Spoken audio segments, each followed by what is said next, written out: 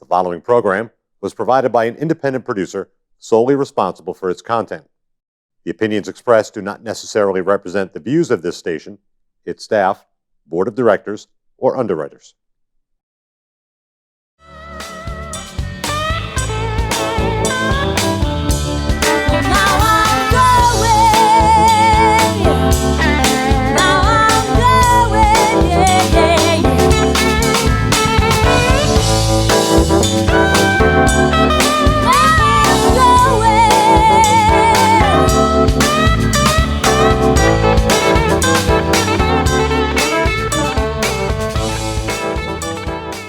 Welcome, ladies and gentlemen, to another episode of Frankly Speaking. I'm your host, Frank Saberic, and this is my first show in the new year and in 2021. It's a little bit into January, but I just haven't got around to doing a show yet. But I have today, and I think I'll make up for it with an exciting topic. My episode today is titled Possible Election Reforms for the Next Time Around. And I think there's more than enough subject matter out of that title. I guess if you're, familiar with the, everybody's familiar with the elections and how that kind of drew out and stuff like that. And I'm not quite sure if I'm ready to say there was like a tremendous fraud involved with the ballots or anything like that. But I don't think there was enough fraud to overturn the presidential numbers in favor of Trump. I could be wrong. I don't know. But anyway, it does stand. I mean, now that we're at least two years about to the midterm elections, which should be in November of 2022. I think we got a lot of time to play and discuss and debate the subject matter.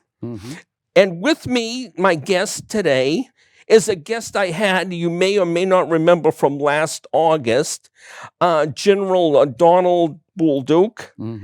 And he was a candidate for U.S. Senate then, fell a little short in the primary election. I did. And that happens, especially your first time around and stuff. But now you're planning next year for the same elected position, but incumbent Maggie Hassan. That's correct.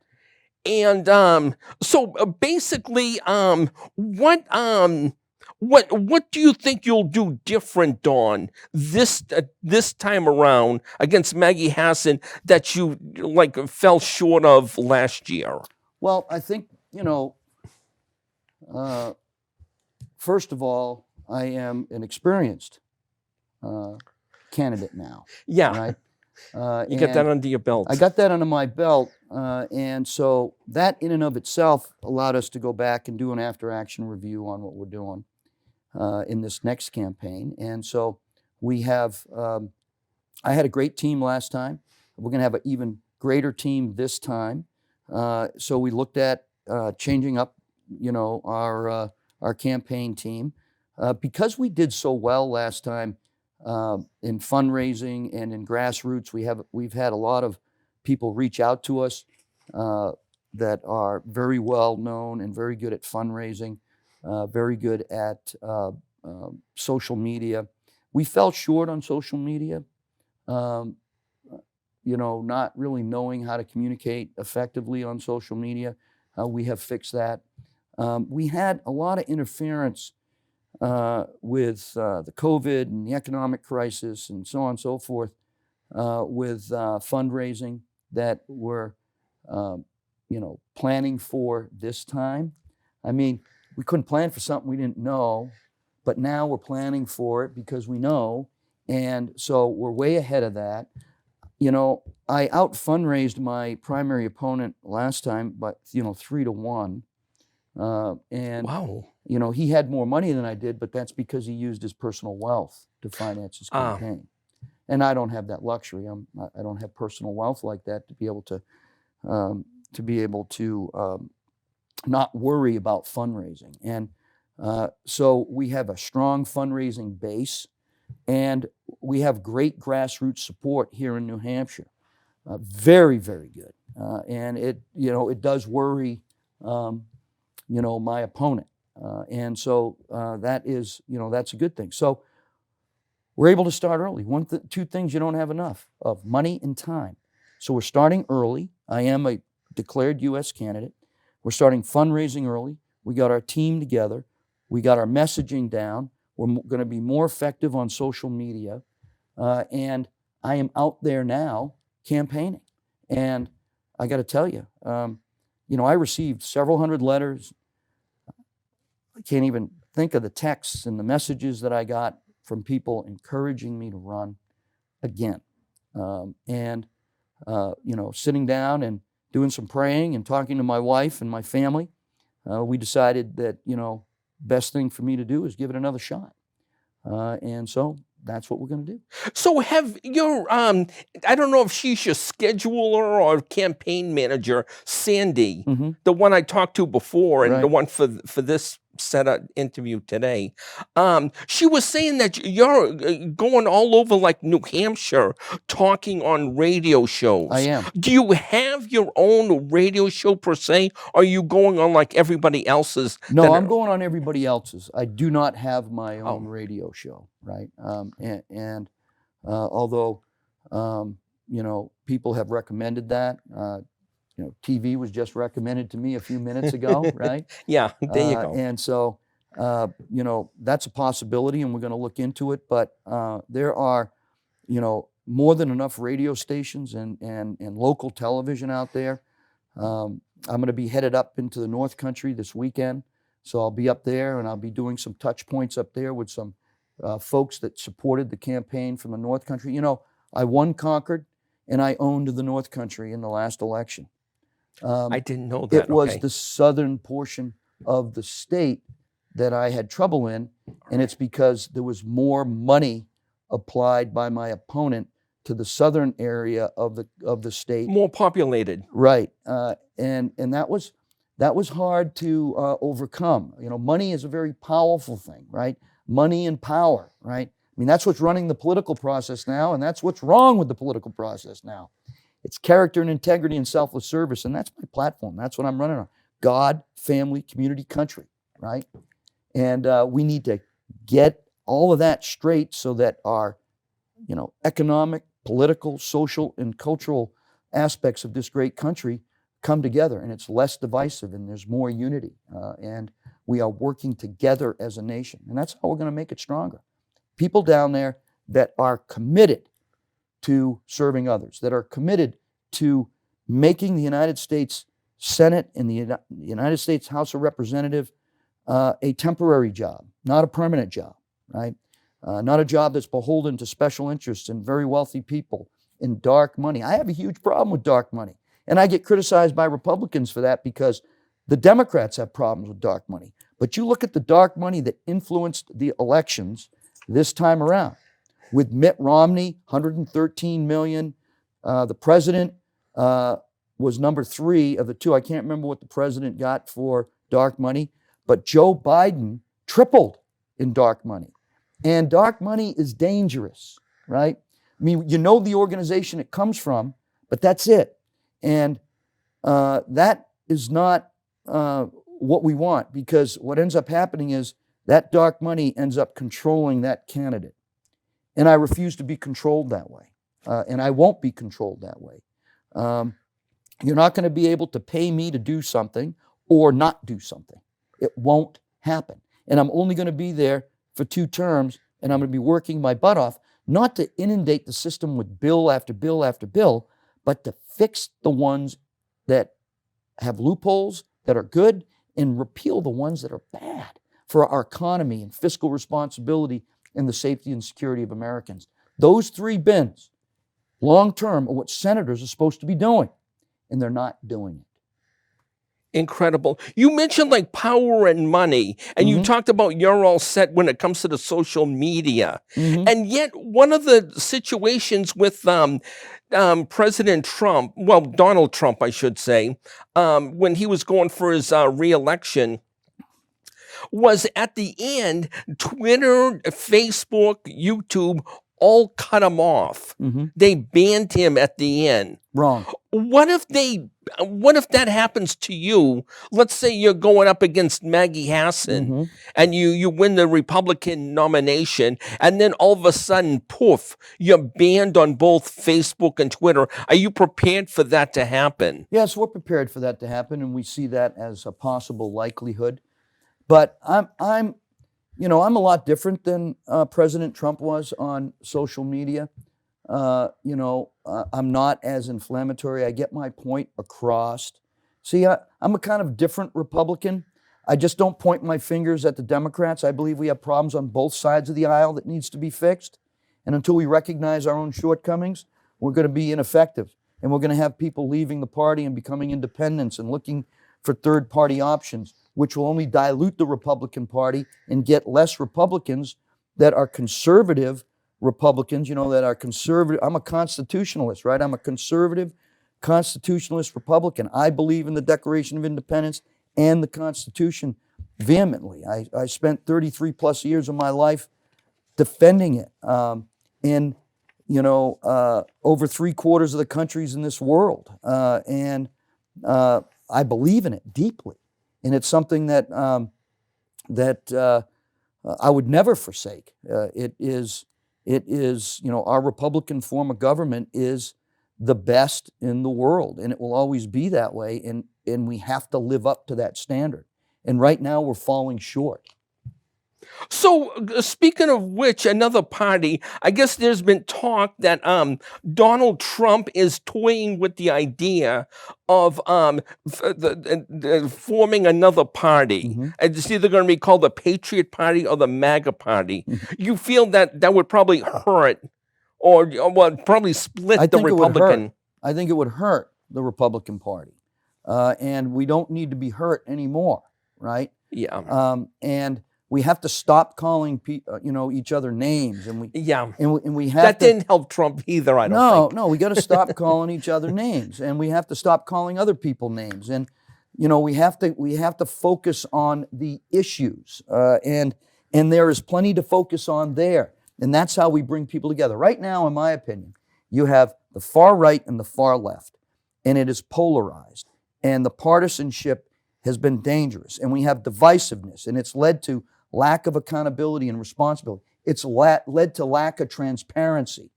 And you have everybody in the middle that's stuck, that's wondering, how are we going to get out of this? And I believe as a Republican with strong principles and values that are embodied in the Declaration of Independence and our Republican form of government, without sacrificing my values and principles, I can come together on issues for the economic, fiscal responsibility and safety and security of Americans like we used to do. Ronald Reagan, Tip O'Neill, Clinton, Newt Gingrich, they came together for the betterment of the country. We haven't seen a budget turned in on time since 2006. We haven't seen a balanced budget since the Clinton era. We have grown government out of control. It is now controlling almost every aspect of our lives.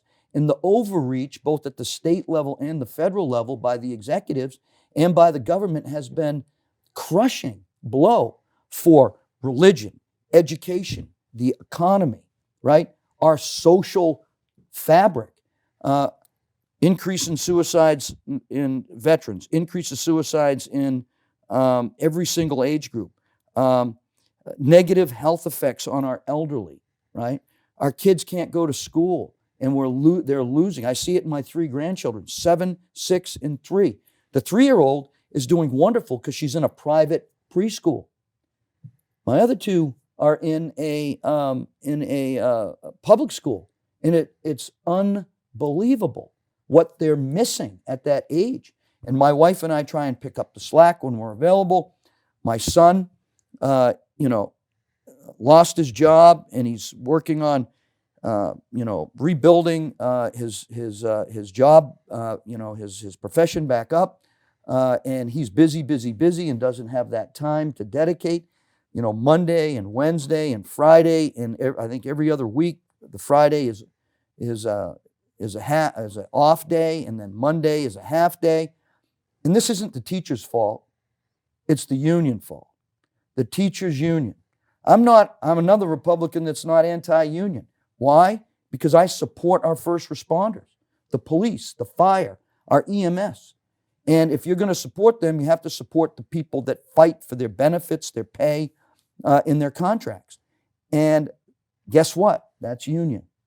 So this whole idea about being anti-union, well, that's what the Republican Party platform is, but that's not what Don Bolduc is, right?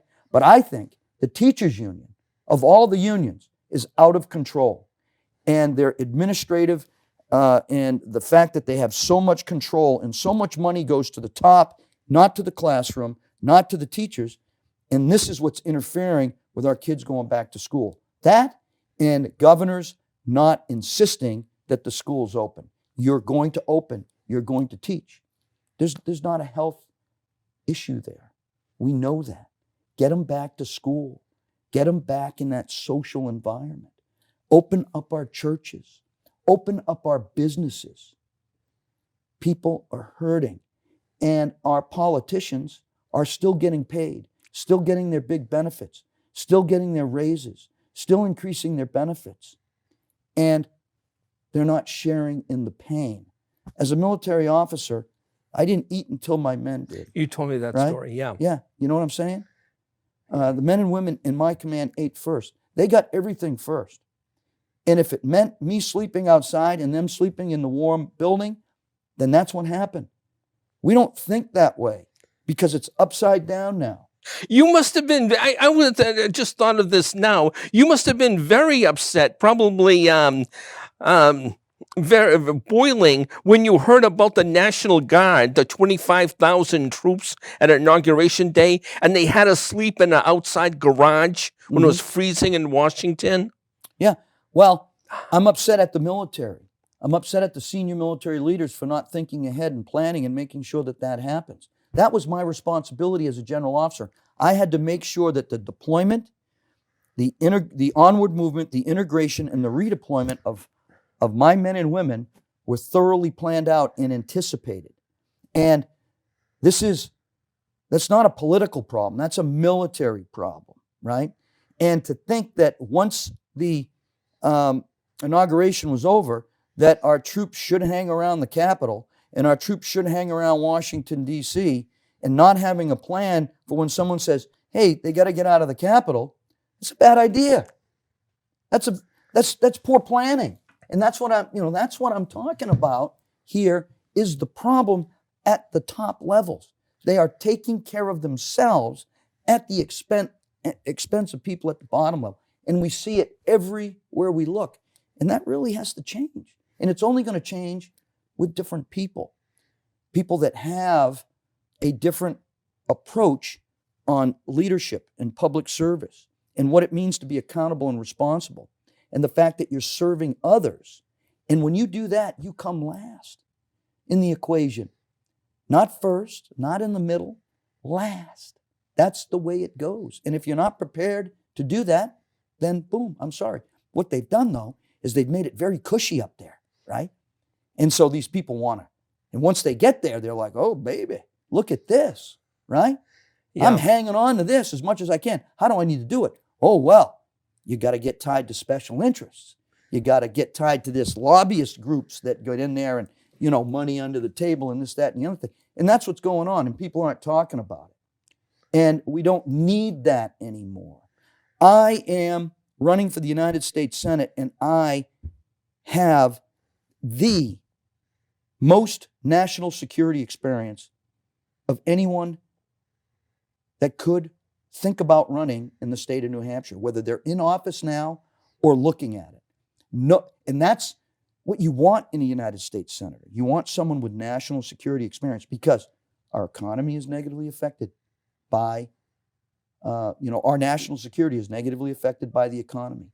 It's negatively affected by fiscal irresponsibility, and it's negatively affected by decisions that are made that weaken the safety and security of Americans. And I've done that all over the world. I've protected America.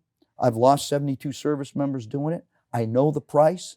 I've done peacetime and wartime missions. I've done humanitarian assistance. I've done wartime things.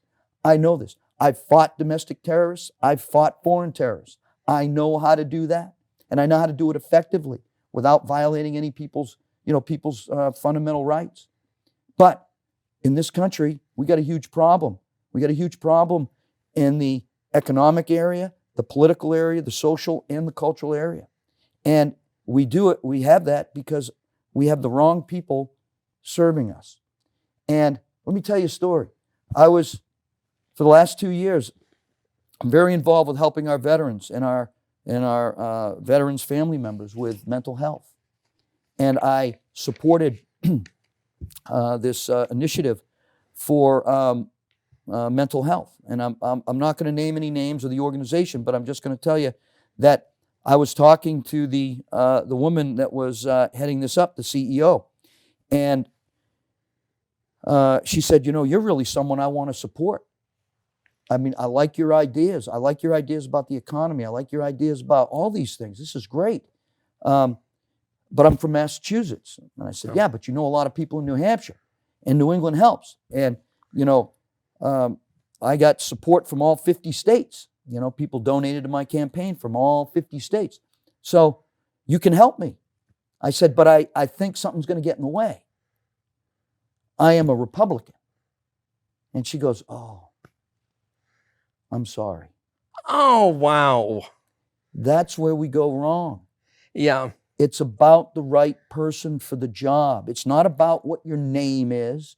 It's not about who you're related to. It's not about the R, the D, the I. It's about the person. And just because I have an R next to my name, right? And I've been a Republican in this state for over 41 years. At 18 years old, I went down and I registered to vote. And I registered as a Republican, and I've been a Republican my entire time. I've served 6 different presidents, Democrat and Republican. I know how to operate at the junior level and the senior level of our government, consistent with supporting the policies of different administrations and still getting the mission done on behalf of the American people. Yeah. Okay, just we'll probably get back to this later.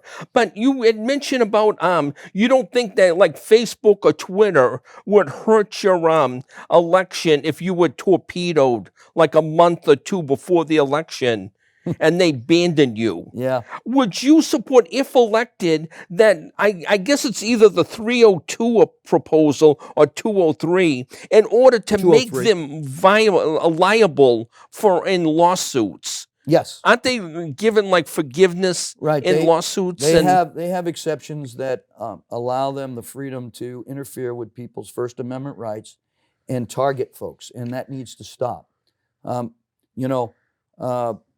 Whether it's Joe Biden or Donald Trump, it doesn't matter to me. They should have a voice on these social media platforms, and it's up to people to make a decision on how they feel about what they have to say. But banning them is wrong. Leaving the Shah of Iran on there and leaving the Chinese prime minister on there and removing our own president, I mean, that's just not right. It's not right. It's not consistent with our First Amendment. Our founding fathers would not agree with that. It's just not American, right? So knock it off. Yeah. Knock it off, right? I am very active on Facebook and Twitter in these places. Victor has an account on Twitter. He's very popular. Victor was the Guardian Angels Medical Service Dog of the Year this year. Wow. And so he's a distinguished service dog. And I'm very proud of him. Hundreds and hundreds of events, he's been to, and he's brought everywhere he goes. He brings smiles to people's faces. He does a lot of great stuff. And so, I don't want to get off topic, but I'm just saying that, everybody, to include Victor and the President of the United States, former or otherwise, that you don't agree with, needs to be able to have access to these platforms. Or what good are they? And I think what was more, even more so than banning Donald Trump from the Twitter and Facebook like a month or two, I guess the story broke about Biden's son, Hunter Biden. He Yeah. was involved in what they called influence peddling, Mm-hmm. where I guess he and his uncle, which is Joe Biden's brother, James Biden, I guess they were meeting with the Ukrainians and the Chinese, that if they had Joe Biden over for like social events, they would get paid like a couple $1 million Mm-hmm. and stuff like that. And the New York Post broke the story, and then Twitter and Facebook and YouTube banned the account of the New York Post, Mm-hmm. saying that's a fake story. Right. But how can they arbitrarily just say it's a fake story? They shouldn't be allowed to. I know. They should not be allowed to, right? And I just think that's wrong. I mean, there was a fake story published about me by the Washington Post, and so, about my military career, and it was generated by my opponent, and not my Democrat opponent, by the way, and it wasn't accurate, right? Yeah. And we proved it wasn't accurate, but nonetheless, there it was, right? That's going to happen, and you just have to deal with it, and it's part of the landscape. The problem that we have is that career politicians are around for so long that their families become part of their political life, and in turn, they get access, and they get favoritism, and they get things that other people don't get. But if we limit that, term limit, that goes away. And so Hunter Biden got caught up in the fact that his father was a senator for 47 years, a vice president for 8 years, and, driven by his father's politics and the fact that, they could have access to the family and so on and so forth. He did some things that are questionable and should be looked at. Right? Amen. Yeah. You know what I mean? Oh, yeah. Just like my son would get looked at if he did questionable things. Yeah. Right? And so nobody's above the law, as they say. But what's happened with the problem with the media is that they're not standing up to their constitutional responsibility. They're protected in the Constitution. And with that comes tremendous responsibility and accountability. Walter Cronkite, that no longer exists. The truth, regardless of where the truth is and whom it may affect, he is going to tell the truth. We don't do that now. Corporations run these large national media platforms, and they have found their niche to tell their story. And this divides Americans. It divides families. It creates political tension. And I watch, because I'm involved in public life, I watch Fox News and CNN, and I watch all of them, right, in order to get this perspective. I don't believe everything Fox puts out, and I don't believe everything CNN or MSNBC puts out. I don't believe everything that any talking head talks about until I look into it myself. And the problem that's happened over the last 20 years or so is we've become complacent, and we've allowed others to do our thinking for us. And we derive our opinions on headlines and talking heads that we see on these national media platforms. And they're being irresponsible in the way they deliver the news. And they know it. And there's a lot of criticism about it. And it's unfortunate. Do you know that in many countries in Africa, I went around and tried to get the media to be free and be able to tell the story without being shut down by the government, right? And that's very important, freedom of the press, right? And I turn around and come back to my country only to find out that the politicians are allowing this to go on because it suits their, ability to get reelected again, but it's being done by private corporations. right? It's just being done by private corporations, not the government, but the result is the same. The message is one that is not the truth. So we don't tell the truth anymore. If you tell the truth, then you get in trouble, right? People don't want to hear you, and people are complacent. And those two things together, no truth and complacency, a lot of bad things happen, and we see it across the country. Okay, so we'll probably get back to that in a little bit here. Getting back to your probable opponent, assuming you get the Republican nomination this time around, Maggie Hassan. Yeah. Do you see? I know I asked you some questions about Jean Shaheen, how that would play out. How do you view her? Do you view both Jean Shaheen and Maggie Hassan as like two of the same, both females, both New Hampshire former governors, maybe both been in there too long? Although Maggie Hassan, I think she's on her first term, but nonetheless, she's a career politician. You know, because she was a governor for, well, a governor in New Hampshire is only two years, but she had like, what, 3 or 4 terms at least? I'm not sure how many terms she has. I mean, I'll know all of that data, but it really doesn't matter. She's a career politician. She's going to run for her second term. That puts her in that category, right? And so, you know, she's going to have to own that, right? I call myself a patriot, not a politician, right? And that's what I am. I believe in the Declaration of Independence, and I believe in the U.S. Constitution. I know Senator Hassan.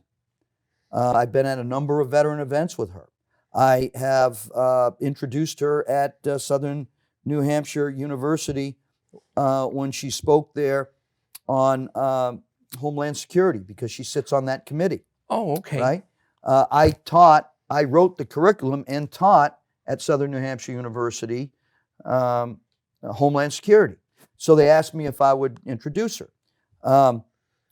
So I've been around Senator Hassan quite a bit. And I don't have anything negative to say about her personally.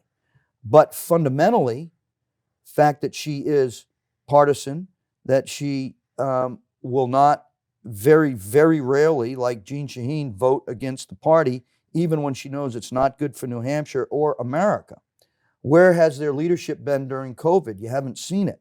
Where's their leadership for the opioid crisis? You haven't seen it. Where's their leadership to help mental health in this state? You haven't seen it. Where's their leadership to clean the water here? A problem they've known about, Jean Shaheen's known about since she's become a senator while she was governor, done nothing about it. And the same thing with Maggie Hassan, done nothing about it. You know, our service members in Portsmouth are showering and drinking and using water that's not healthy, and other places in New Hampshire, and they haven't cleaned it up. Instead, they spend more money studying it because they don't want to go up against the corporations in order to get it fixed. Well, I'm going to go up against those corporations because we need clean water, and clean water is huge. You know, they support the Green New Deal. Maggie Hassan supports getting rid of the Electoral College, right? She's weak on Second Amendment and gun ownership. That's not good, right, here in the state of New Hampshire or in the country. And so, you know, her voting record in Congress has been to support legislation that doesn't help us either in health, either in energy, the economy. They're fiscally irresponsible. We now have more money going out than we have coming in for the first time in our country's history. We're on a bad path. And that's what they represent. That's not what I represent. I represent the exact opposite of that. Also, I'm not sure if you're aware, in her first or second year as a senator, Maggie Hassan had a staffer, a male staffer, who I guess wanted, you know, give his contribution, and he was what they call doxing prominent Republicans. And that is to say that he was like publicly disseminating these Republicans' phone numbers and street addresses, which that's almost like a form of harassment. That's like going into a restaurant, and if you notice somebody on the Trump administration, like Sarah Huckabee Sanders, and somebody was saying, "You're with Trump, you should get the heck out of here. You're no damn good," and saying that in the middle of a crowded restaurant. Right. I don't know. There's just something to that shouldn't. I think I'm pretty sure that Maggie Hassan fired or let go that staffer who was doing that, and if she did, good for her, but that definitely shouldn't be encouraged. But No, it shouldn't be encouraged at all. And it goes back to our earlier comments about, the R and the D and the I behind your name, and how divisive that has become. And far from, President Kennedy's ideas of we don't have Republican problems and Democrat problems, we have American problems. And we all need to come together to solve those, right? And to go out and attack somebody because, I've been called, I've been called a fascist. I've been called a woman hater. I've been called, because I'm pro-life, right? So I must hate women and be against women. No, I'm pro-life. I'm for life from the beginning to the end, right? I believe in the sanctity of life. I have seen life in this world not being appreciated, right? And not being taken care of. I've held dying babies dying of all kinds of different diseases, starvation. When I got into Afghanistan in 2001, a life wasn't worth a plug nickel, right? We can't allow that to happen in this country. Life is precious. It's valuable from beginning to end. Gene Shaheen in the last election said, well, he doesn't support women's health. Of course I support women's health. That's hugely important. What? I have a wife. I want my wife to be healthy. I want women to be healthy. I want all of this. But Planned Parenthood and legal abortions, you don't support. I don't support. No. Yeah, well, it shouldn't be taxpayer funded. No. Amen. It shouldn't be taxpayer funded. Amen. And I get, Roe v. Wade is the law of the land. Okay, I understand that. And I hope someday we see the light and we reverse that without looking at it as hurting women and taking away women's right. I want women to have the choice to choose life. And if someone's in a crisis pregnancy, we should help them through that. Planned Parenthood doesn't help them through that. The first option they get is abortion. And I don't agree with our taxpayer dollars in this state going to Planned Parenthood. Amen. And it does. And I don't agree with federal dollars going to Planned Parenthood. Planned Parenthood can exist, fine, but you do it on private dimes, not on public dimes. Amen. Because, in my opinion, you're violating, the sanctity of life from the beginning until the end. Just like socialized medicine will not value the life of our elderly people. They'll put them on a prioritized end-of-life plan. And that's not right. That's not right at all. The decision belongs to the individual, not to the state. And that's where we get into a lot of problems, right? And they make this a number one issue and they try and pigeonhole you into this, oh, you don't support women's health. Yeah, my idea of health is that health should save lives and protect lives, not take lives. Amen. That's my idea of health. Yeah. Okay, we'll probably get back to that in a little bit. Speaking along the same line as doxing, Maggie Hassan, Senator Maggie Hassan, had a staffer who was allegedly doxing prominent Republicans' names and phone numbers, which should be illegal. Your former opponent of 2 years ago, Corky Messner, the Republican nominee, I really wanted to have him on, frankly speaking, 2 years ago. I guess he had a situation where he was supposed to speak at Dartmouth College. Right. And the liberal committee at Dartmouth College refused to have him speak. Because he's a hate monger, just like Donald Trump. And he agreed to, because to protect his own life, they couldn't guarantee his safety and stuff like that, so he wouldn't talk. But I was kind of praying that he'd come on my show and we'd talk about it. And then I would call the liberal students at Dartmouth, seeing if they want to, talk about it and why. Well, I was invited to Dartmouth and I spoke on Dartmouth. And I had both liberal and conservative, Republican and Democrat, independent students right there. And I spoke to them all. And I tell you what, I was treated very nicely, very fairly, and I got through to them, right? To the point where they actually said to me that, where they sign up to vote, they didn't think it was being done according to the rules, and that you could just go in there and, if you weren't a resident of the state, you could just sign right up to vote. And there was very little checks and balances going on that. I mean, that's what they shared with me, right? So I did get on the campus and I did talk, and I was well received. We had pizza, we had soda, we had, all that stuff. Was there protesters there with signs and yelling things at you? No, not at all.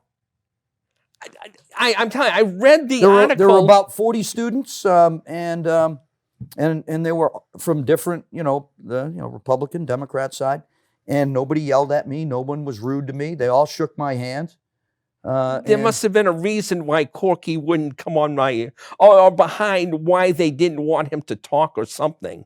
I don't know. I read the same story you did, and I was contacted by an organization on the, from Dartmouth, and I said I would be honored to come there and talk. Thank you very much. And I did. And no protesters gave you. Nobody protested. No one called me any names. No, they were very polite, and they asked me some great questions, and I, gave them my honest answers like I always do. Okay, but well, anywho, I guess Trump had a thing. There are colleges like that, though, like Berkeley, California, Berkeley, and stuff like that. They won't have like Republicans, like that Milo guy. Who else? Ben Shapiro, they won't allow him, right. Or people like that. And I think Trump, one of the great ideas I think he did was he wouldn't allow any federal funds going to colleges like UC Berkeley if they deny, open speeches like that. Yes. Because how a kid's going to learn how to debate? They just threaten and saying, I'm going to kill you. You come on and talk on my campus, I'm going to kill you, and I'm going to vandalize your car. Right. I mean, teach them how to, let them learn how to debate. And if you or Cookie Messner, get their nose pushed in by somebody like that, or Ben Shapiro, so be it. But it teaches you how to debate and how to stand up to people. Right. Yeah. Well, I can tell you that there'd be very little that would keep me from going. I had a contract on my head for many, many years in Afghanistan, being a special operation force officer. I had some very effective programs against the Taliban. They knew who I was. I sat across the table from them on numerous times and negotiated with them. And so there's not going to be any intimidation of me. If I get hurt, I get hurt. But bottom line is I'm not going to back down. That is not how I roll. And I'm not saying Corky Messner did. I hope no one takes that out of context. But I personally would not, I'm not going to back down no matter what the threat is. And I do get threatened. I mean, I get, we have received threats, and I just keep rolling, right? I mean, I just keep moving forward and, doing what I think is right and getting the job done. Okay, moving right along. We'll probably get back to this, but one thing I want to ask you, the last time I had you on in August, you said, I think you said earlier today that you're going to only impose yourself on 2 terms. Correct. And then you're going to leave after that. Yes. One thing that I would say that kind of maybe is probably a higher priority for either a congressman or senator. Why is it that you can go on the floor of the Senate and Congress and you have immunity from lawsuits and you can lie to your heart's content? Mm-hmm. Why doesn't somebody like yourself run on a platform saying you're no longer going to be immune from lawsuits? If you lie on the floor of Congress and it's televised, you should be liable to get sued. Right. Well, if you're going to lie, then you should be held accountable for that. And no representative should be held by a different standard than anybody else that they're representing is held by. Qualified immunity is necessary for our police officers, our law enforcement professionals, so that people can't willy-nilly sue them. But for politicians, there probably needs to be a protection so nobody can sue you over a bill that you submit or something like that. But if you lie, you should be held accountable for your lying. You are in the people's house. That is sacred ground. That is ground where you're there because people sent you there because they trust you. They want you to do their work. And when you betray that, you should be held accountable for it. Amen. Amen. Now, correct me if I think we talked about a little bit before the cameras were rolling here. It was either a senator or congressman. I should have taken the name of this guy who was involved with. But if a congressman or senator get involved in a sexual assault or a sexual harassment lawsuit, there's a slush fund, like a miscellaneous slush fund that covers them for that expense. I think there used to be. I think that has been, when it came up, it got a lot of criticism. And I think they've done away with that. I'd have to check on it. But there should be no slush fund, right? And there should be no double standard. You commit a crime in Congress, this is what really bothers me, is the fact that because I cherish life, I'm somehow against women. But I can become a senator and a congressman, and if I disrespect a woman, I can be, one, not prosecuted for it, and two, there's a slush fund to help bail me out. Right? Yeah. I mean, how inconsistent is that? I mean, it's like, it's like scratching your ear like this. It makes no sense. Hey, Victor. Oh, so okay. So as far as you know, that slush fund is no longer in practice. I believe it's been removed as a slush fund, and I hope the law's been changed so that congressmen and senators are held accountable for their inappropriate actions, particularly if it's sexual harassment, sexual abuse, whatever it happens to be. They're no longer protected and exempt. Why should they be? Amen. My goodness. That doesn't sound quite right. No, and it's inconsistent with values. It's inconsistent with what they're supposed to be representing, because you and I aren't protected that way, and nor should we be, right? We should. I agree. You do something like that, and you should be investigated, and if you did it, you should be held accountable for it. All right. One thing that I was hoping to do in this episode was talking about the crux of this episode was about mail-in ballots. Yeah, let's do it. So we got 2 Completely years against the mail-in ballots that go outside what the New Hampshire Constitution says we're supposed to do and what we've had in previous practice. The expansion of that, I believe, created the opportunity for fraud. And I believe in this state and many other states, that's what happened. You made a point earlier. Was it enough to turn the election? Well, that's up for debate. But what it has done, and what I think the reason why we need to look into it closely, is because it has shaken the confidence of Americans in their voting system. And we cannot have that, right? We should not have any foreign interference. Foreign countries should not own any of the technology that counts our votes, right? No vote should be counted outside of this country. And, there should be zero foreign interference with our election process. And the states need to clamp down. And I completely disagree with House Bill 1266. I've been contacting representatives, asking them to get this repealed. It is bad business. The governor is a proponent for it. I am not. It is just wrong. In my election, the normal write-in ballot is about 4%. It was 30%. And it just opens up the valve for fraud. On both sides of the aisle, by the way. This is not just a Democrat issue. It's also a Republican issue. Everybody's trying to cheat, and we got to clamp down on that. Someone's always going to figure out a way to cheat. It's unfortunate. I wish we would expend more energy in doing the right thing than doing the wrong thing. We'd all be better off, but there's always going to be that element out there. But we have to be responsible for ensuring that people are citizens. They're citizens of the state, that they're registered in the vote. And I'm going to go one step further in saying, I support voter IDs. Amen. Amen. You know, it was a requirement. The last country that I worked with on their election was Tunisia, right?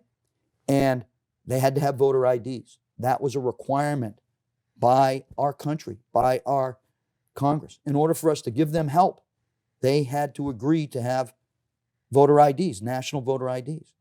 And they did. You may remember Matt Maurer ran for Congressional District 1 against Matt Mayberry. Oh, okay. And they went against Chris Pappas, right, for the Democrat. Okay. Matt Maurer went to Tunisia to be a overseer for the national election, and he saw that national election firsthand. My guys worked on that. You know, were part of it, part of making sure those elections were done consistent with good democratic principles. And he said that was a very well-run election. So it's okay for us to say, Tunisia and many other countries in the world, if you want our help, you're going to have voter IDs. But the same people that impose that restriction there will tell you here in the United States that's voter suppression. And it's not. It's a way to buy down the fraud. I have no problem going down and demonstrating that I am an American citizen, that I am a resident of the state of New Hampshire in Stratham, and get my voter ID. I really have no issues with that. And I don't think it's suppression. And I show that ID, boom, I vote. Okay, getting dead people off the ballot. Would you support some kind of system? Because when a person dies, isn't there like a required coroner or medical examiner that has to write out the death certificate? Yes. So could they network to the town clerks or town or city clerks? I made sure that my dad was removed from the voter rolls as his executor of his will in Laconia, New Hampshire, when he died. Same thing with my mother. Okay. That's what I did to make sure. You know, my dad got a stimulus check in the mail, and he was dead for 2 years, right? Every county I went in, I heard horror stories about mail-in voting, mail ballots that weren't requested being mailed. Previous residents of the home that these people were living in, they got mail-in ballots for them. Representative Rollins, a guy who became a great supporter and a good friend, his son was killed in Iraq in 2014. He received a mail-in ballot for his son for this last election, and he was killed in action in 2014. These stories are everywhere, and you can't tell me when I listen to the governor or Chris Ager or Steve Stepanek, you know, all these leaders of the Republican Party here, tell us that there wasn't any voter fraud here in New Hampshire. I have to say, au contraire, right? Because there is. And you have an obligation to ensure that that's policed up. Was it as bad as some other states? Who knows? But any indication of fraud needs to be looked into. I went door knocking with a lot of representatives. Pat Abrami was one of them from Stratham. And I could not believe how inaccurate his list was. And neither could he. And there needs to be a concerted effort, to your point, to scrub those and to remove people from the roles that aren't supposed to be there. Amen. And it has to be done. And it's probably not, a very glamorous job. Yeah. But we have the technology to do it. And we should hire the people to do it. and we should make sure that it is done right. Yeah. It just seems like we're in the third millennium, the 21st century. It just seems like somebody could devise a computer app or something like that Boom. to either do the mail-in ballots or keep them more accountable. Sort it, do it, boom, boom, boom. And the obituary, I mean, yeah, the deaths, Yes. having dead people off the rolls. Hey, if you're an executor of a will, it's, you know, you have certain requirements. And I saw that as one of my requirements, right? And I went down to the city hall and I made sure my dad's business was squared away. Incredible. Just like I did with my mother. Now, my mom died before my dad, so we helped my dad with that. But when my dad died, I was the executor of his will, and I made sure all the I's were dotted and the T's were crossed. Yeah. But Wow. I still ended up with a $1,200 stimulus check that I had to send back, right? Incredible. Incredible. You know? Wow. So time flies when you're having fun, eh, Don? Oh, this is great. I love talking with you, Frank, and I love your. I want to say hello to your listeners and wish them well and hope they're doing great. Yeah. I love our conversations. These are And if this pertinent has been, issues. helpful to you, if you want to get in Don Bolduc's Senate campaign, his donbolduc.com is it has all kinds of good stuff on it. Every issue under the sun. Yes, A lot yeah, of stuff we just didn't get to in this right, hour. yeah, yeah. And definitely, and you look forward to seeing you in 2022. Yeah. When, Well, I want to come back on your show, definitely. so please allow me to be a regular, and we can Definitely. peel back the onion on all kinds of stuff. I don't know everything, and I may not know all the answers. Okay. I may have an opinion, and I'll share that with you. But you're going to get it from the heart. That's the So only I'll way I have you approach do things. your homework. We got like a minute left. I'm going to have you do a homework assignment Okay. to look on the Congress and Senate to see their hush fund I on will- their I will do that. sexual Yeah. harassment and Yep. assaults. And next time I come back, I'll have an answer for you. Okay. And we'll talk next time. We'll talk a little more about our write-in ballots. Yes. There Yeah. was a few questions I just didn't get a chance to Yeah. No talk problem. about, but that's fine. That's all good. I am very involved with our representatives in the state to get on this, election ballot issue, because Amen. we can't open the aperture to fraud. We just cannot. It's too precious. One, the vote, the responsibility to vote, and two, the responsibility to people to ensure that their vote counts. Yeah. I mean, unfortunately, Donald Trump fell on the sword, so to speak. But, I mean, we as a nation, I think we'll learn that we got to do something about write-in ballots. We got to do something about it. Amen. So if this has been a blessing to you, ladies and gentlemen, please log on to donbolduc.com. Right. And until we meet next time, ladies and gentlemen, thank you very much. Have a nice day.